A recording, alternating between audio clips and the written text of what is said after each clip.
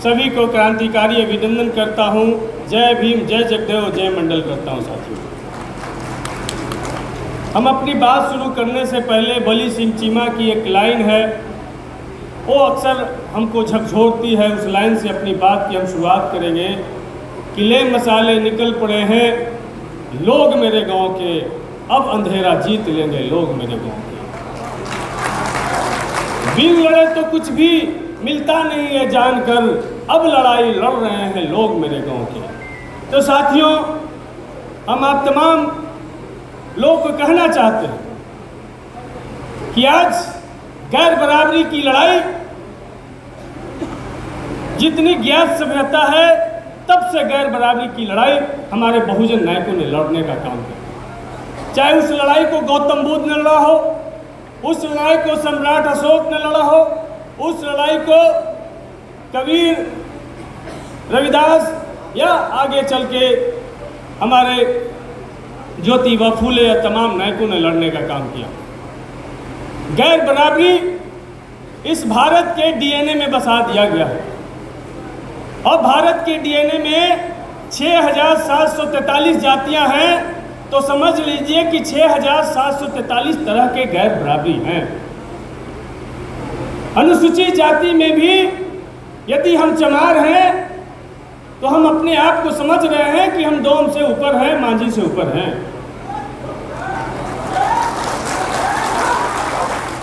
OBC में यदि कोई यादव है तो समझ रहा है कि कोयरी, कुर्मी, लोहा, ठठेरा, बनिया से तो हम ऊपर ही ना भैया। ये गैर बराबरी नहीं है। यह गैर बराबरी हमारे सोच में पैदा कर दिया गया। इसलिए साथियों, इस गैर बराबरी की लड़ाई यदि नायकों का फहरिस्त देखिएगा तो इस देश के अछूतों ने सबसे ज्यादा इस गैर बराबरी के खिलाफ में लड़ा, लेकिन ओबीसी बीच में बैठ के मजा लेता है।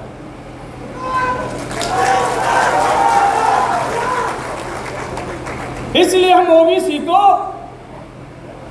सोया हुआ तबका नहीं मानते हैं, ओबीसी को मटियाया हुआ तबका मानते हैं। वो मटियाया हुआ तबका आज ओबीसी जिसकी आबादी 60% से ज्यादा है, लेकिन आप अनुसूचित जाति के बराबर में भी नौकरी में नहीं है। शर्म नहीं आता है?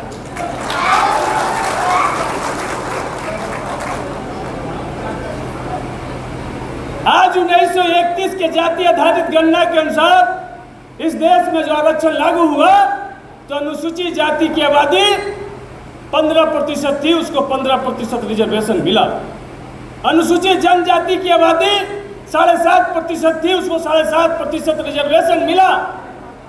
लेकिन अनुसूचित जाति की आबादी उस समय 52% थी और मंडल कमीशन की रिपोर्ट जब 1990 में लागू हुआ तो आपको रिजर्वेशन मिला 27%। शर्म की बात है कि नहीं बात? यदि आपकी आबादी 52% थी तो आपको सड़क को इतना कोहराम मचा देना चाहिए था कि सरकार को मजबूर होकर के 52% रिजर्वेशन डाल। आपसे ताकतवर तो हम अछूत कहे जाने वाले भुइयां चुमार प्रसाद को हम समझते हैं कि जब SC/ST एक्ट 2018 को सुप्रीम कोर्ट के आदेश पे खत्म किया गया तो 2 अप्रैल 2018 का लड़ाई को याद कीजिए कि पूरे देश को कोहराम मचा दिया और SC/ST एक्ट को फिर पुनः बहाल करवाया। हम आपसे मजबूत समझते हैं इस देश के मुसलमानों को कि जिसने CA/NRC NPR के खिलाफ में देश में 85 दिनों तक धरना दिया और देश के तानाशाह नरेंद्र मोदी, अमित शाह को झुकने पर मजबूर किया। हम आपसे मजबूत मानते हैं देश के किसानों को कि ट्रैक्टर लेकर के, हर बल लेकर के और जाकर के देश के बॉर्डर को घेरने का काम किया और इस तानाशाह से 3 कृषि कानून को वापस करवाया। लेकिन भैया, अभी मंडल कमीशन की रिपोर्ट की बात हो रही थी।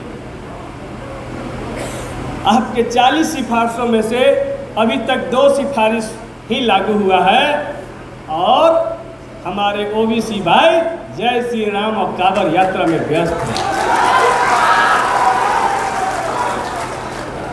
उनको लगता है कि बाबा धाम जाने से या देव मंदिर में पूजा करने से हमारा भला हो, लेकिन यहाँ इस देश के दलितों को अछूतों को लगता है कि बाबा साहेब के संविधान और विद्यालय और कॉलेज जाने से ही भला हो सकता है, इसलिए आपसे ज्यादा IAS IPS दलित पढ़ते हैं।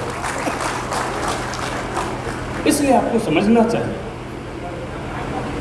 जब अनुसूचित जाति बाबा साहेब बना रहे थे तो उन्होंने संतरा देखे ना भैया, संतरा के जैसा डोम को, मेहतर को, भुइयां को, भलखोर को, दुसाद को, चमार को, चौधरी को, सबको उन्होंने संतरा के जैसा सजाया और उस पर अनुसूचित जाति का लेप मतलब छिलका लगाया। लेकिन आजादी के 78 साल बाद और जातीय जनगणना होने जो 1931 में हुआ था, उसका लगभग 90-93 साल बाद भी जब छिलका हटाते हैं ना भैया, तो अंदर से निकलता है सुरेश पासवान, सतीश दास, जीतन राम मांझी, उदय नारायण चौधरी, एक अनुसूचित जाति नहीं निकलता भैया। गर्व से कहो हम चमार हैं, तो ये वो कहेगा धरती गूंजे आसमान।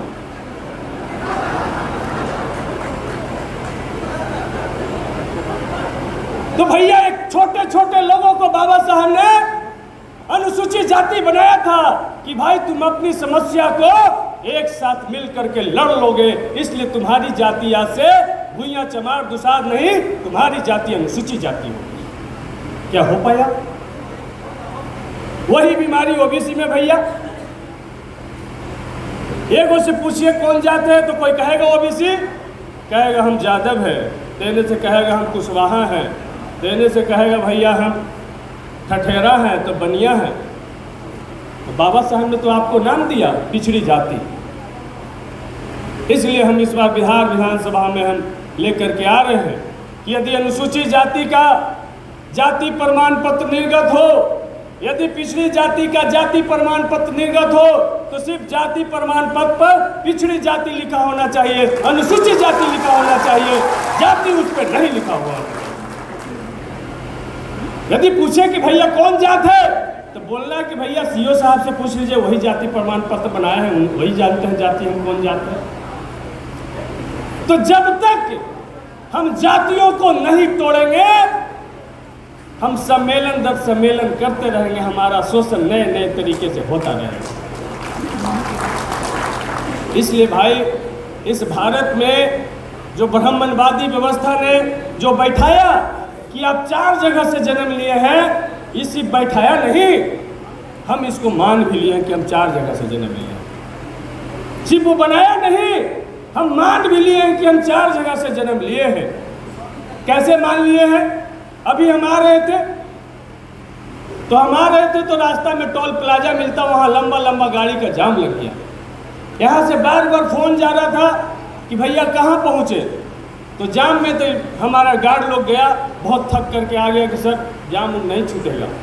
हम कि नहीं छूटेगा, 243 का हमारा ऐसा विधायक है बिहार में, इतना ताकतवर आदमी, और जाम नहीं छूटेगा। हम उतर करके गए और देखे कि सचमुच में जाम नहीं छूटेगा। तो हमने 5-6 गो ट्रक उठाया और 6 गो ट्रक के मुंह बड़ा कर करके और निकल गया, जाम एकदम छूट गया, भंग से हम चले आए। ये बात पर विश्वास होने वाला है। लेकिन 6 गो हनुमान जी सूरज निकल गए, हम सदियों से विश्वास करते आ रहे हैं, दिमाग नहीं लगाते हैं। सतीश दास कह रहा तो नहीं विश्वास हुआ, लेकिन एंटीना वाला पंडित जी बोल दिया तो हमको विश्वास हो गया भैया।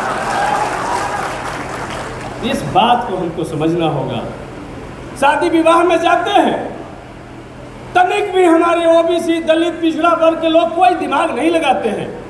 सबसे पहले चौका गौरी गणेश के लिए पूजाता है, उसको गौरी गणेश कहता कुमार बाछी के गोबर लगा, कुमार बाछी के गोबर लगा, गोबर लेकर के आते हैं, उसको लगाते हैं।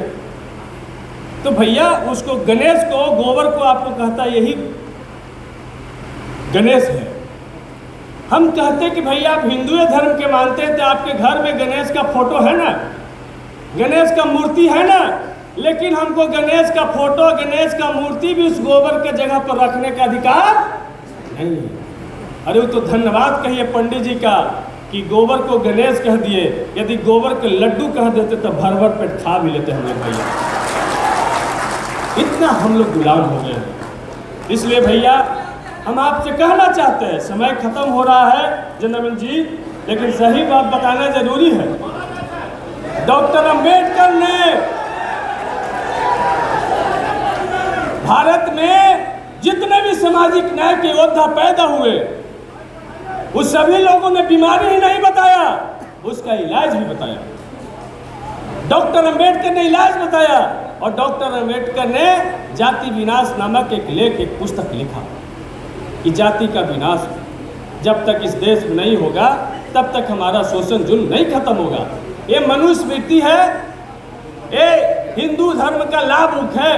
इसी को आधार बना करके ना अररिया का सांसद परवीन सिंह कह रहे हैं कि अररिया में रहना है तो हिंदू बन के रहना होगा, अरे भारत में रहना है तो भारतीय बन के रहना होगा, और भारत में रहना है तो मूल निवासी बन के रहना होगा। तो इसलिए ये हिंदू धर्म का किताब है, इसी से हिंदू धर्म चलता है। इसके श्लोक नंबर 281 कहता है कि जो शूद्र ब्राह्मण के साथ एक आसन पर बैठना चाहे तो राजा उसकी कमर पर दगवा कर वह उसकी चूतर कटवा करके देश से निकाल दे। एक आसन पर बैठने का ही सजा है। उसके बाद कहता है जो शूद्र अभिमान से ब्राह्मण के केस, बाल, दाढ़ी, ग्रीवा, वृक्ष, कपड़े पकड़े तो राजा को बगैर सोचे उसके हाथ काट देने चाहिए। ये सजा है आपके लिए। उसके आगे कहता है भैया, इसी किताब में कहता है, इसी किताब में कहता है भैया कि नाम और जाति लेकर यदि शूद्र द्रोह से द्विजों की निंदा करे तो जलते हुए 10 उंगली लंबा लोहे की सलाख आपकी मुंह में डाली जाए। क्या किसी कुत्ता को मुंह में डाला गया हो लोहा? किसी सुअर को लोहा डाला गया हो गरम करके? लेकिन हमारे पूर्वजों के लिए किताब लिखा गया और इस किताब को हम सैल्यूट करते हैं डॉक्टर अंबेडकर को कि 25 दिसंबर 1927 को उन्होंने जलाने का काम किया। लेकिन आज हम इसको जलाते नहीं हैं, आज हम इसको फिर से मानने लगे। कैसे मानने लगे? आज भी नौकरी हो रहा है तो आपके यहाँ कथा हो रहा है।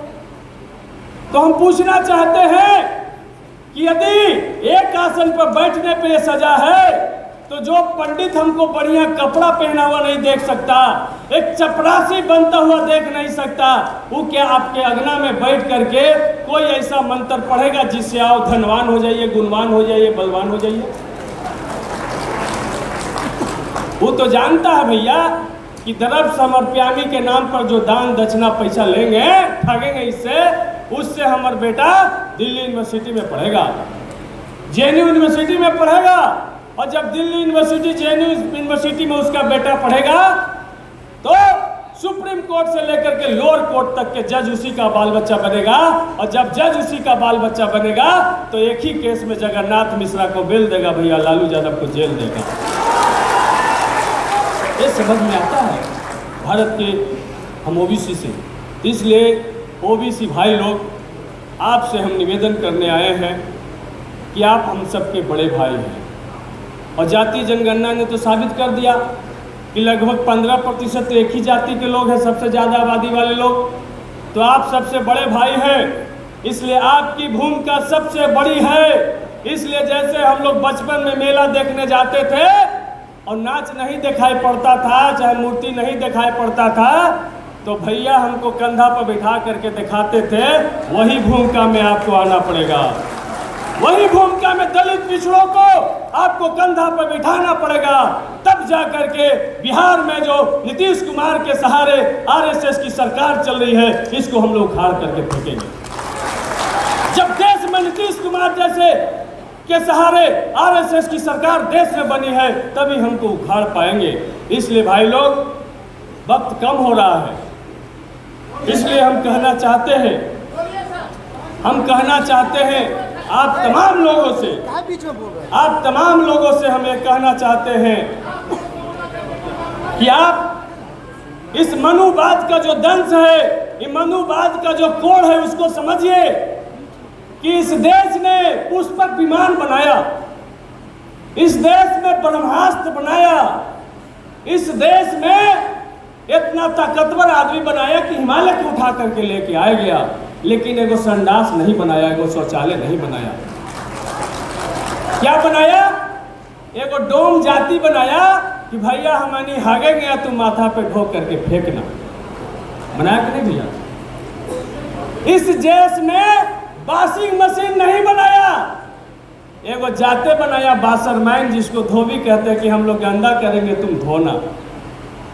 इस देश में दूध सबको चाहिए, लेकिन गाय पाले ले एगो ग्वाला जाति बनाया कि दो गाय पालना, भैंस पालना और दूध करके हमरा ही ले आना, क्योंकि मनुस्मृति कहता है कि शूद्रों को मेवा मिष्ठान और दूध खाने से नरक का भागी होगा, इसलिए तुम खाना नहीं खाली दूध करके पहुंचाना। इस देश में भैया जेसीबी नहीं बनाया, एगो बेलदार जातीय बनाया कि भैया जिंदगी कट जाओ कर मटिया काटते काटते। समझ में आता है? ये है मनुवाद। इसलिए भैया बाबा साहब ने कहा जाति विनाश पुस्तक में कि आप जाति को खत्म करो। और बाबा साहब उस जमाने में छात्रवृत्ति के पैसे से अपने 4 बेटे को कुर्बान करके लंदन स्कूल ऑफ इकोनॉमिक्स में जाकर के पढ़े, 4 डॉक्टरेट की डिग्रियां विदेश में जाकर के हासिल किए, पूरा 32 डिग्री लेकर के आए। नरेंद्र मोदी जैसा कोई फर्जी डिग्री लेकर के नहीं आए भैया। तो वो जो रास्ता हमको दिखाए, आज हमारे लोग के पास में चेयरमैन बन गए, विधायक बन गए, भैया जिला परिषद बन गए, मुखिया बन गए, बड़का बड़का ठेकेदार बन गए, फॉर्चूनर पर फॉर्चूनर आ गया। लेकिन पूछिएगा कि के गो बाल बच्चा विदेश पढ़ता है, तो मुंह नीचे कर लेगा।